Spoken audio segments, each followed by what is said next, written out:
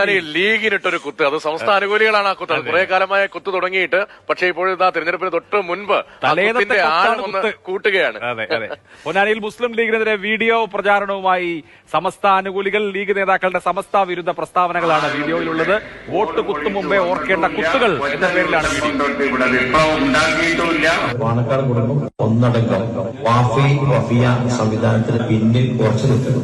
1.5 ലക്ഷം ആളുകളെ 3 ദിവസം കൊണ്ട് കോഴിക്കോട് കടപ്പുറത്ത് വിളിച്ചു കൂട്ടിയ സമസ്തയുടെ ഒറ്റ നേതാവിനായിട്ട് കയറ്റാതല്ലേ ഞങ്ങൾ ആ യോഗം നടത്തിയത്.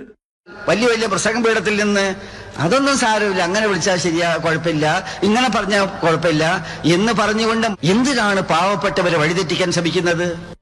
തല കുനിക്കേണ്ടി വരും. കമ്മ്യൂണിസ്റ്റുകളുടെ മുമ്പിൽ പോയിട്ട് നിങ്ങൾ നിന്നു കൊടുത്തവരോടൊക്കെ ഞാൻ പറയുന്നു.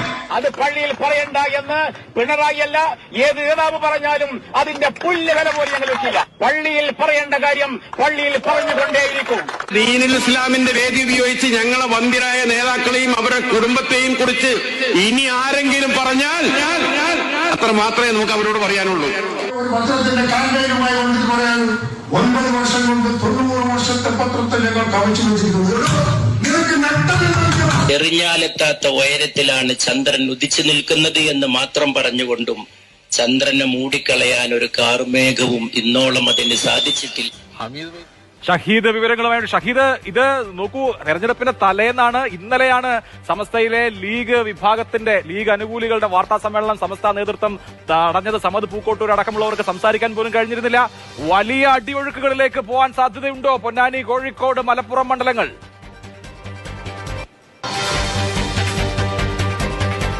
അഭിലാഷ്, ഇന്ന് നിശബ്ദ പ്രചരണത്തിന്റെ ദിവസമാണ്. ഈ നിശബ്ദ പ്രചരണ ദിവസം ഏറ്റവും കൂടുതൽ സ്വാധീനമുണ്ടാക്കുന്നത് സമൂഹ മാധ്യമങ്ങളാണ്, സോഷ്യൽ മീഡിയയാണ്. അതുവഴിയാണ് ഇപ്പോൾ പൊന്നാനി കേന്ദ്രീകരിച്ച്, അഭിലാഷ് സൂചിപ്പിച്ചതുപോലെ പൊന്നാനിയിൽ കേന്ദ്രീകരിച്ചാണ് നടക്കുന്നതെങ്കിൽ കൂടി ടീം സമസ്ത പൊന്നാനി എന്ന പേരിലാണ് ഇത്തരം വീഡിയോകൾ പുറത്തുവിടുന്നത്. പക്ഷെ അത് മലപ്പുറം, കോഴിക്കോട് ഉൾപ്പെടെയുള്ള വടക്കൻ കേരളത്തിലെ മണ്ഡലങ്ങളിലേക്ക് സമസ്ത പ്രവർത്തകരുടെ ഫോണുകളിലേക്ക് ഇത് പറക്കുകയാണ്. ആ രീതിയിൽ ഇത് പ്രചരിപ്പിക്കപ്പെടുന്ന സാഹചര്യമുണ്ട് എന്നുള്ളത് തന്നെയാണ് നമ്മൾ വീഡിയോയിൽ കണ്ടത്. വളരെ കൗതുകരമായ കാര്യം, കഴിഞ്ഞ 3 വർഷക്കാലമായി ലീഗും സമസ്തയും തമ്മിലുള്ള പോരിനിടയിൽ ലീഗ് നേതാക്കന്മാരുടെ ഭാഗത്തു നിന്ന് സമസ്തക്കെതിരെ ഉണ്ടായ പരാമർശങ്ങൾ ആറ്റിക്കുറുക്കിയെടുത്തതാണ്. അതായത് ഈ വഖഫ് വിഷയത്തിൽ PSCക്ക് വിടുന്ന വിഷയവുമായി ബന്ധപ്പെട്ട് സമസ്തയെടുത്ത നിലപാട്, പള്ളികളിൽ പ്രസംഗിക്കേണ്ട എന്ന്, പള്ളികളിൽ ഇതിനെതിരെയുള്ള പ്രതിഷേധം സംഘടിപ്പിക്കേണ്ട എന്ന സംസ്ഥാന പ്രസിഡന്റ് ജിഫ്രി തങ്ങൾ അസന്ദിഗ്ധമായി പ്രഖ്യാപിച്ചത്.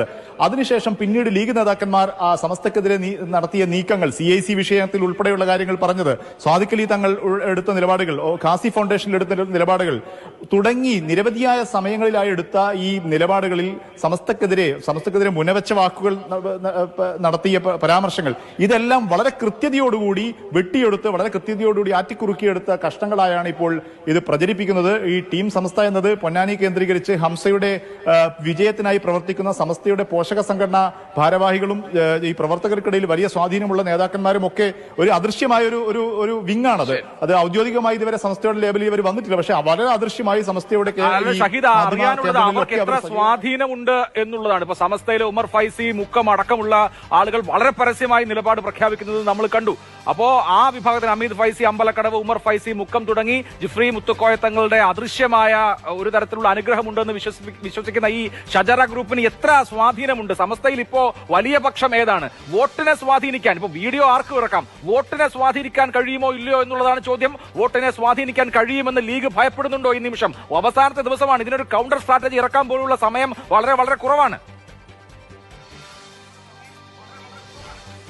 അവരെ ശ്രദ്ധിക്കേണ്ട കാര്യം, സമസ്തയുടെ ഭൂരിപക്ഷം വരുന്ന, മുസ്ലിം ലീഗിന്റെ ബഹുഭൂരിപക്ഷം വരുന്ന വോട്ടുകൾ, ഏകദേശം 80-90% വോട്ടുകൾ സമസ്തയുടെ പ്രവർത്തകരാണ്. പക്ഷെ അവിടെ എന്നൊക്കെ എടുത്തു നോക്കിക്കഴിഞ്ഞാൽ അത് സമസ്തയ്ക്ക് പ്രാധാന്യം കൊടുക്കുന്നവർ എത്ര പേരുണ്ട്, ലീഗിന് പ്രാധാന്യം കൊടുക്കുന്ന എത്ര പേരുണ്ട്?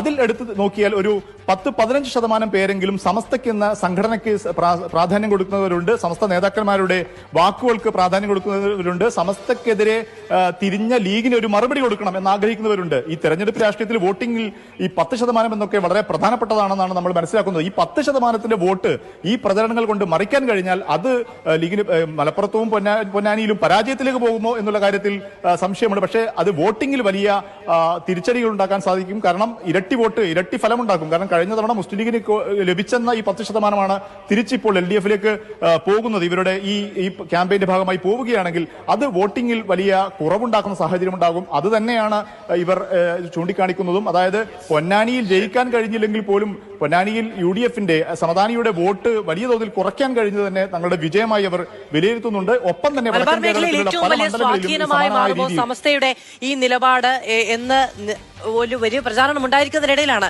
ഈ വീഡിയോയിലൂടെ തീർച്ചയായും ചില മണ്ഡലങ്ങളിൽ ഇലക്ഷനെ സ്വാധീനിക്കാം എന്നതുകൂടി നമ്മൾ കാണണം.